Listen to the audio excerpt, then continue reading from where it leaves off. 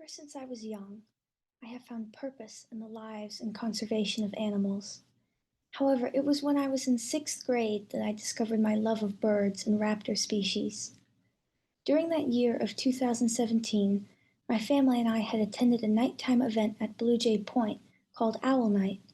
Attendees arrived to partake in various festivities centered around the many ways owls impacted our lives. We sat in thick winter jackets on stumps in the woods, listening to folk tales or the words of rehabilitators while they held species on their falconry gloves. At the end of the night, my family and I walked to the last remaining activity, where children could play in a clearing with glow-in-the-dark bracelets and hula hoops. Hearing the laughter and taking note of the empty sky, I took a second to recline.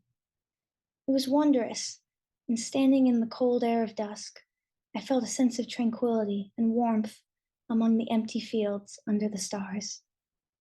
That same year, my ELA class studied a unit on peregrine falcons and the history of harm caused by the chemical DDT. I remember the moment, quite spontaneous in its presence, when I sat reading our unit book after a test. I took a second, and I recalled that night at Blue Jay Point. I thought about all the joy I felt in our ELA class. Throughout our unit, we had been watching a live stream of a falcon's nest. Each morning when we came into school, still aching from the winter's harshness outside, we all smiled when we saw the falcons sitting on their eggs. We even got to see the hatching. I thought about that comfort, and I realized that this peace was what I wanted to spend my life chasing. It's only now that I recognize that it was that sense of community and shared amazement amongst all of us that moved my soul the most.